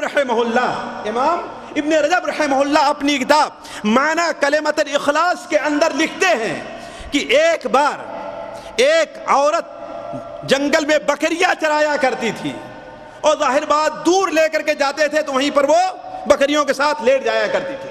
تھوڑی دور پر کوئی لڑکا بھی بکریاں چرایا کرتا تھا، اس نے دیکھا کہ وہ لڑکی کیا ہے محترمہ اکیلے ہے، شیطان نے ورغلایا اور اس کے پاس آ جاتا ہے اور اسے برائی پر ابھارتا ہے، لیکن وہ اللہ کی بندی راضی نہیں ہوئی۔ وہ کہتا اللہ کی بندی کیا کر رہی، یہاں کوئی تمہیں دیکھ رہا ہے؟ یہاں تو تاروں کے علاوہ ہمیں اور کوئی نہیں دیکھ رہا ہے۔ وہ عورت کیا کہتی ہے، اللہ کے بندے فَأَيْنَ مُكَوْكِبُهَا، تاروں کا بنانے والا کہاں گیا؟ وہ تو ہمیں اور آپ کو دیکھ رہا ہے، تاروں کا بنانے والا کہاں گیا ہے؟ تو عرض کرنے کا مقصد ہے کہ اللہ تعالیٰ کے سمیع اور بصیر ہونے پر ہمارا اور آپ کا ایمان ہے، اگر یقین ہے تو یہ چیز ہونی چاہیے کہ ہماری زندگی میں اللہ تعالیٰ کی نافرمانی نہیں ہونی چاہیے۔ یہ بتائیے آپ ٹیلی ویژن کے اوپر یا انٹرنیٹ کے اوپر کوئی فحش تصویر دیکھ رہے ہیں، ہوتا ہے کہ نہیں ہوتا ہے؟ اگر ہم جیسا کوئی آدمی پہنچ جائے، آپ کا باپ پہنچ جائے، آپ کا بڑا بھائی پہنچ جائے تو آپ دیکھتے رہیں گے؟ جی کہ بند کر دیں گے؟ سوچنے کی بات ہے، کیا کریں گے؟ دیکھتے رہیں گے؟ نہیں ہے کہ نہیں؟ لیکن اللہ تعالیٰ دیکھ رہا ہے کہ نہیں دیکھ رہا؟ اللہ تعالیٰ سن رہا ہے کہ نہیں سن رہا ہے؟ کہاں ہوا اللہ تعالیٰ؟ یہ ساتھیوں اپنے اندر، اسی لیے میں کہتا ہوں آج ہمارے دعات کی بہت بڑی کمزوری ہے کہ اللہ تعالیٰ کے اسماء اور صفات کے جو تربیتی پہلو ہونے چاہیے۔ ساتھیوں یہ تو میں دو ایک مثالیں دے رہا ہوں اللہ تعالیٰ کے اسماء اور صفات کی، جو نام ہے عزیز ہے، حکیم ہے، غفور ہے، ودود ہے، ان کی صفات اور اس کا تقاضا کیا ہے، ہماری زندگی میں کیا ہونا چاہیے، یہ ہمارے سامنے رکھنا چاہیے۔ تو عرض کرنے کا مقصد ہے ساتھیوں کہ اللہ تعالیٰ کے سمیع اور بصیر ہونے کا یہ تقاضا ہونا چاہیے کہ کم سے کم ہم گناہوں سے رک جائیں۔ اگر ہم نہیں رک سکتے تو اس کا مطلب ہے کہ اللہ تعالیٰ، ساتھیوں دیکھیں صحابہ کرام میں ہم میں یہی فرق تھا، یہی فرق ہے۔ آخر معاذ اسلمی یا وہ غامدیہ، ان سے تقاضائے بشریت، شہوت کا ابھار ہوا، گناہ کا کام ہو گیا کہ نہیں ہو گیا؟ لیکن ہوا کیا؟ یہ جانتے ہیں کہ پتھروں سے مار کر کے ہلاک کر دیا جائے گا، لیکن پھر بھی آ کر کے اپنے آپ کو، کیوں؟ اللہ تعالیٰ کا خوف کہ اللہ نے دیکھ لیا ہے۔ یہ غامدیہ کے بارے میں کسی اور کو نہیں معلوم تھا، ہے کہ نہیں ہے؟ اللہ کے رسول کے آ کے خود بیان کرتی ہے، اللہ کے رسول نے ایک بار واپس کر دیا، کہتی ہے میں حاملہ ہوں۔ اللہ کے رسول نے فرمایا جاؤ جب حمل وضع ہو جائے تب آنا، جب بچہ پیدا ہو گیا دوبارہ آتی ہے۔ اللہ کے رسول نے کہا جاؤ لے جاؤ جب کھانے لگے تب آنا۔ بچہ ابھی صرف اپنے ہاتھ سے روٹی پکڑ سکتا ہے، ابھی کھا نہیں رہا ہے، کہ پھر لے کر کے آتی ہے کہ اے اللہ کے رسول صلی اللہ علیہ وسلم مجھے آپ پاک کر دیجئے، ہے کہ نہیں ہے؟ یہ کیا تھا؟ اللہ تعالیٰ کی یہی اسماء و صفات پر ایمان کا تقاضا تھا۔ تو عرض کرنے کا مقصد کہ اللہ تعالیٰ کی ایک صفت کیا ہے؟ سمیع اور بصیر بھی ہے، اسے بھی ہمارے اپنے اندر پیدا کرنا چاہیے۔ ساتھیوں وقت زیادہ ہوگا، صرف ایک بات رکھ کر کے میں اور آپ کے سامنے رکھتا ہوں، بس اپنی بات ختم کرتا ہوں۔ دیکھیے اللہ تبارک و تعالیٰ کی ایک صفت عزیز بھی ہے، ایک صفت عزیز ہے، اور قرآن مجید میں کثرت سے وارد ہے۔ تقریباً قرآن مجید میں 100 بار، 90 سے زیادہ بار قرآن مجید میں اللہ کی صفت عزیز آئی ہوئی ہے۔ عزیز کا معنی کیا ہوتا ہے؟ عزیز کا معنی ہے عزت والا، عزیز کا معنی ہے، لیکن عزت کا معنی کیا ہوتا ہے؟ ساتھیوں ہمارے ہاں عربی اردو زبان میں کسی ایک لفظ کے اندر عزت کا معنی نہیں ادا کیا جا سکتا۔ قریب ترین الفاظ جو آپ ادا کر سکتے ہیں تو عزیز وہ عزت والا ہے کہ جس کی عزت کو چیلنج نہ کیا جا سکے، جس کی آبرو کو چیلنج نہ کیا جا سکے، اور ظاہر بات یہ صفت اللہ کے علاوہ کسی اور کی نہیں ہے۔ علماء کہتے ہیں عزیز کے اندر ساتھیوں چند باتیں داخل ہیں۔ پہلی چیز یہ ہے کہ وہ سب کے اوپر غالب ہے، جس سے چاہے بدلہ لے سکتا ہے، اور اس سے یہ قدرت حاصل ہے کہ جس کو چاہے وہ سزا دے سکتا ہے۔ یہ اللہ تعالیٰ کی عزت ہے کہ اللہ تعالیٰ کی عزت کو چیلنج نہیں کیا جا سکتا. اور ساتھیوں وقت نہیں مرنا، میں آپ کو بتاتا دنیا نے یہ ثابت کر دیا ہے کہ جس نے اللہ تعالیٰ کی عزت کو چیلنج کیا ہے اللہ تعالیٰ نے دنیا میں اسے رسوا کر دیا ہے. اسی دنیا کے اندر لوگوں کے سامنے، اسی عرب ملک کے اندر ایک پولیس کا بڑا آفیسر اس قدر جہالت پر اور فرعونیت کے اوپر اتر آیا کہ جب مسلمانوں کو، نیک بندوں کو ایسے چھت پر لٹکا کر کے، الٹا لٹکا کر کے انہیں سزائیں دیتا تھا اور وہ لوگ اللہ اللہ کی آواز لگاتے تھے، تو اس بدبخت کی زبان سے ایک دن یہ الفاظ نکل گیا کہ تمہارا اللہ کہاں ہے، لاؤ اسے بھی لوہے میں لٹکا دیتا ہوں. اللہ تعالیٰ جرم کو، گناہ کو برداشت کر لیتا ہے، لیکن اللہ تعالیٰ چیلنج کو برداشت نہیں کرتا. ساتھیوں میں نام نہیں بتانا چاہتا، نہ اس جگہ کا نام بتا، لیکن میں نام تک جانتا ہوں اس شخص کا، اور جس جگہ کا ہے وہ بھی جانتا ہوں. ہوا کیا ساتھیوں، بھلا بتائیں اس بدبخت کی زبان سے نکل تو گیا کہ تمہارا اللہ کیا ہے، تعالی اللہ عما یقول الظالمون علوا کبیرا.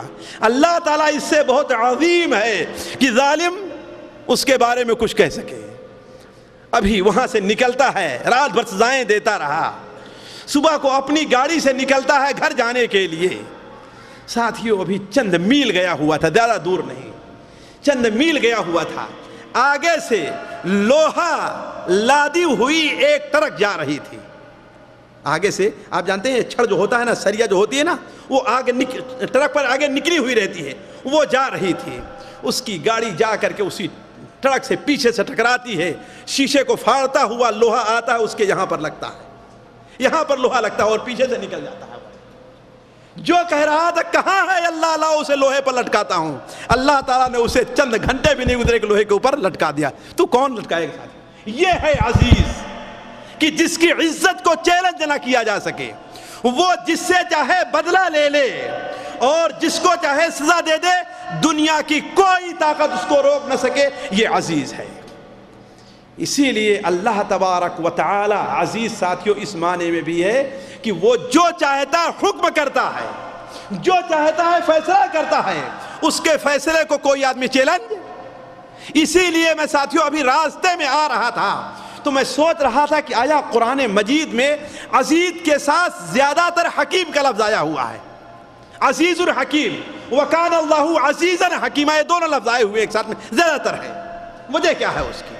تو میں سوچنے لگا، ظاہر بات علم اہل علم کے پاس ہے، سوچنے لگا کہ حکیم کے معنی کیا ہوتا ہے.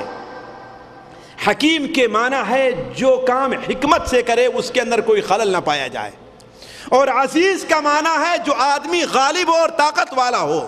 تو گویا اللہ تبارک و تعالی فیصلہ کرتا ہے، اس کا فیصلہ حکمت اور انصاف کے اوپر مبنی ہے، اور اس کا فیصلہ غالب ہو کر کے رہنے والا ہے، کوئی اس کے فیصلے کو چیلنج کرنے والا نہیں ہے. تو ساتھیوں کہنے کا مطلب ہے کہ اللہ تعالیٰ کی ایک صفت کیا ہے؟ عزیز ہے، یعنی وہ عزت والا ہے. ایسی عزت کی اس کی عزت کو چیلنج نہیں کیا جا سکتا. اس کے اوپر ایمان لانے کا تقاضا کیا ہونا چاہیے ساتھیوں؟ سب سے پہلا تقاضا یہ ہونا چاہیے کہ جو آدمی اللہ کو چھوڑ کر کے کہیں دوسری جگہ عزت کو ڈھونڈے گا وہ ذلیل ہو کر کے رہے گا، کبھی عزیز نہیں ہوگا. من کان یرید العزت فللہ العزت جمیعا، جو آدمی عزت چاہتا ہے، عزت کس کے پاس ہے؟ اللہ تعالیٰ کے پاس، ساری کی ساری عزت. فللہ العزت جمیعا. تو اگر ہم عزت چاہتے ہیں ساتھیوں، اے مسلمانوں، مسلمان ذلیل کب ہوا ہے؟ جب اللہ تعالیٰ کو چھوڑ کر کے بیت الابیض وائٹ ہاؤس کے اندر اپنی عزت تلاش کرنا شروع کر دیا ہے. اگر چاہتے ہو عزت تو تمہیں اللہ کے دروازے پر ملے گی، کہیں اور دوسری جگہ ملنے والی نہیں ہے. تمہارے جسم کے اوپر دشمن کا قبضہ ہو جائے گا، لیکن تمہارے دل کے اوپر، تمہارے ایمان پر دشمن کا قبضہ نہیں ہوگا. یہ اللہ تعالیٰ کا فیصلہ ہے. اَيَبْتَغُونَ عِندَهُمُ الْعِزَّةَ فَإِنَّ الْعِزَّةَ لِلَّهِ جَمِيعًا. یہ منافق لوگ کافروں کے پاس اپنی عزت ڈھونڈتے ہیں، حالانکہ ساری کی ساری عزت کس کے پاس ہے؟ وَلِلَّهِ الْعِزَّةُ وَلِرَسُولِهِ وَلِلْمُؤْمِنِينَ وَلَكِنَّ الْمُنَافِقِينَ لَا يَعْلَمُونَ. عزت کس کے پاس ہے؟ اللہ کی ہے، اللہ کے رسول کے لیے ہے اور مومنین کے لیے ہے، لیکن منافق لوگ اس حقیقت کو سمجھیں۔ ان کے نزدیک عزت یہ ہے کہ دنیا میں مال مل جائے، ان کے نزدیک عزت یہ ہے کہ دنیا کے اندر منصب مل جائے، حالانکہ یہ عزت حقیقی عزت نہیں ہے۔ ساتھیو، ہم کتنے واقعات ہمارے سامنے سے گزرتے، ہم اس کے اوپر عزت، ہم اس کے اوپر سبق نہیں لیتے۔ ہم دیکھے ہوں گے، اپنی نظروں سے دیکھے ہوں گے، جو ہمارے بھائی یہاں 30-40 سال کے بھی ہیں، کتنے لوگوں کو کرسی پر بیٹھتے اور کرسی پہ اترتے ہوئے ذلیل ہوتے ہوئے دیکھے ہوں گے۔ ہے بات صحیح کہ نہیں صحیح ہے؟ کتنے لوگوں کو، اور ابھی جو ہے چند مہینے بھی نہیں گزرے ہیں، چند دنوں پہلے کی بات دیکھیے، تونس کے بعد کتنے دنوں تک، 22 سال یا 32 سال کتنے دنوں تک حکومت کیا ہے جی؟ 22 سال تک۔ لیکن جب حالات بدلے ہیں، اگر عزت کیا ہے یہ ہے ساتھیوں، جب حالات بدلے ہیں تو زمین پر اسے کوئی جگہ نہیں ملی ہے۔ جگہ ملی ہے تو کس کے پاس ملی ہے؟ اسی کے پاس، اسی گھر والے کے پاس ملی ہے جس سے لوگوں کو روکتا رہا ہے وہ زندگی میں۔ اللہ نے زندگی میں تمہیں بتلا دیا کہ اے بدبخت، تو کہاں عزت ڈھونڈنے جاتا ہے؟ ان کے ساتھیوں نے، کسی نے 12 گھنٹے تک اس کا جہاز فضا کے اندر گھوم رہا ہے، اسے کوئی پناہ نہیں مل رہی، کوئی ملک پناہ نہیں دے رہا ہے۔ آخر پناہ دیا تو کس نے دیا؟ مکہ کے قریب رہنے والے لوگوں نے پناہ دیا اسے، جہاں ابھی پچھلے سال یا اس سے پہلے سال اس نے لوگوں کو صرف اس لیے حج کرنے نہیں آنے دیا کہ انفلوئنزا الخنازیر پھیلا ہوا ہے، حج کرنے نہیں آنے دیا، لیکن پناہ اسے کہاں ملی ہے؟ اسی گھر کے پاس آ کے پناہ ملی ہے۔ اور صورتحال یہ ہے کہ آج اس کی بیوی بھی اس کے پاس چھوڑ کر کے چلی گئی۔ ساتھیو، یہ کون سی عزت ہے؟ سوچنے کی بات ہے۔ عزت کس کے پاس ہے؟ ذرا ایک طرف یہ دیکھیں، اور میں دیکھ رہا ہوں کہ شاید وقت زیادہ ہو رہا ہے، لیکن ایک اس عزت کو بھی دیکھیں کہ اللہ کے رسول صلی اللہ علیہ وسلم معراج سے تشریف لے آ رہے ہیں تو آپ کو خوشبو آتی ہے۔ امام ابن حبان نے صحیح ابن حبان میں نقل کیا اس واقعے، خوشبو آتی ہے۔ آپ نے جبرائیل سے پوچھا کہ اے جبرائیل، یہ کس کی خوشبو ہے؟ ذرا اس عزت کو دیکھیں آپ، سالہ سال، ہزارہ سال گزر چکے ہیں، لیکن فضا میں وہ خوشبو موجود ہے۔ کہا یہ کس کی خوشبو ہے؟ حضرت جبرائیل نے کہا یہ فرعون کی بیٹی کو کنگھی کرنے والی عورت اور اس کے بچوں کی خوشبو ہے۔ کتنے ہزار سال پہلے وہ مری ہو رہی ہوگی، لیکن کہا وہ کون ہے؟ آپ نے پوچھا جبرائیل سے وہ کون ہے؟ کہا وہ فرعون کے بیٹی کو کنگھی کرتی تھی، ایک بار کنگھی اس کے ہاتھ سے چھوٹ کے زمین پہ گری تو کیا کرتی ہے؟ کہتی ہے بسم اللہ۔ کیا کہا اس نے؟ بسم اللہ۔ فرعون کی بیٹی کہتی کہ ارے اللہ کون ہے؟ ہمارے باپ ہیں؟ کہا کہ نہیں، یہ اللہ تیرا، ہمارا اور تیرے باپ کا بھی رب ہے۔ کہا کیا میرے باپ کے علاوہ بھی کسی کو رب تو مانتی ہے؟ جا کے اپنے باپ سے معاملہ پہنچا دیا۔ فرعون نے بلایا، اسے سمجھایا، پھر جانے کے لیے کہا، لیکن جو عزت حاصل ہو گئی تھی اسلام کے ذریعے وہ عزت نہیں چھوڑا اس نے۔ فرعون نے آخر میں اسے جلا دیا، ایک ایک کر کے جلایا ہے، لیکن اس نے یہ کہا تھا کہ میری آخری وصیت یہ ہے کہ میرے اور میرے تمام بچوں کی لاش کو ایک کپڑے میں رکھ کر کے ایک قبر کے اندر دفن کر دینا تم۔ ساتھیو یہ دیکھیں، ایک عزت یہ ہے، بھلا بتائیے اس سے بڑی عزت کسی کو اور مل سکتی ہے ساتھیو؟ تو عرض کرنے کا مقصد یہ ہے کہ اصل عزت کس کے پاس ہے ساتھیو؟ اللہ تعالیٰ کے پاس ہے۔ ہمارا اگر ایمان ہے، اسی لیے ساتھیو ایک نقطے کے اوپر آپ غور کر لیں کہ جو آدمی دین کے جتنا قریب تر ہوتا جاتا ہے، دنیا کے لوگوں میں اس کی عزت اتنی زیادہ بڑھتی جاتی ہے، اور جو مولوی دین کو چھوڑ کر کے مال کے جتنا قریب ہوتا جاتا ہے، دنیا کے لوگوں میں اس کی عزت اتنی ہے۔ بات صحیح کہ نہیں صحیح ہے بات صحیح نا؟ جو انسان دنیا سے کم حاصل کر کے دین کے جتنا قریب ہوتا جائے، وہ مولوی ہو یا مولوی نہ ہو، لوگوں کی نظر میں اس کی عزت، ایک عام آدمی بھی گزرتا ہے اس کے پاس بغیر سلام کیے نہیں گزرتا ہے۔ تیرے عشق کی کرامت یہ نہیں تو اور کیا ہے، تیرے عشق کی کرامت کے نہیں تو اور کیا ہے، کبھی بے ادب نہ گزرا میرے پاس سے زمانہ، ہے کہ نہیں ہے؟ تو اصل مقصد یہ ہے کہ ساتھیوں اصل عزت کس کے پاس ہے؟ اللہ تعالیٰ کے پاس عزت کس کو ملتی ہے؟ اللہ تبارک و تعالیٰ کے نیک بندوں اور اللہ تعالیٰ کے پرستاروں کو ملتی ہے، اللہ کے باغیوں کو عزت نہیں ملتی ہے۔ ساتھیوں یہ چند باتیں تھیں آپ کے سامنے جو اللہ تعالیٰ کے اسماء اور صفات اور اس کے تربیتی پہلو سے متعلق ہے۔ اس طریقے سے اللہ تعالیٰ کے بہت سارے اسم ہیں، ان سے متعلق چاہیے یہ کہ اللہ تعالیٰ کے اسموں کو ہم پڑھیں اور اللہ تبارک و تعالیٰ کے اسموں سے ہمیں کیا سبق لینا چاہیے، اس کا کیا تقاضا ہے، اسے اپنی زندگی کے اندر اپنانے کی کوشش کریں۔ دیکھیے سنا ہے کہ اللہ تعالیٰ کے 99 نام ہیں مگر اس میں 27 نام ضعیف حدیث سے ثابت ہیں، کیا یہ بات صحیح یا نہیں؟ برائے دیکھیے اصل میں بھائی جان یہ دیکھیے کہ حدیث شریف میں یہ تو وارد ہے کہ اللہ تبارک و تعالیٰ کے 99 نام ہیں، اللہ تعالیٰ کے 99 نام ہیں، لیکن کسی ایک حدیث میں وہ نام مذکور نہیں ہے۔ سنن ابن ماجہ اور سنن ترمذی میں جو ناموں کا تذکرہ اس حدیث کے ضمن میں آیا ہے، تقریباً علماء کا اتفاق ہے کہ وہ حدیث ضعیف اور وہ نام مدرج ہیں، لیکن صرف ضعیف ہی نہیں بلکہ قرآن مجید اور صحیح حدیث کے اوپر نظر رکھ کر کے علماء نے ان ناموں کا اللہ تعالیٰ کے جو ہے اس کا ذکر کیا ہے، جو آدمی اس کو دیکھنا چاہے۔ شیخ ابن عثیمین رحمہ اللہ کتاب القواعد المثلیٰ کے اندر شیخ ابن عثیمین نے اسے نقل کیا ہے، عربی کے اندر اسے دیکھ لی سکتا ہے۔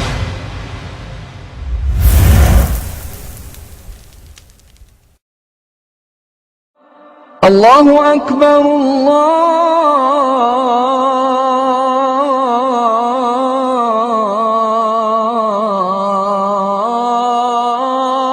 اکبر اشہد ان لا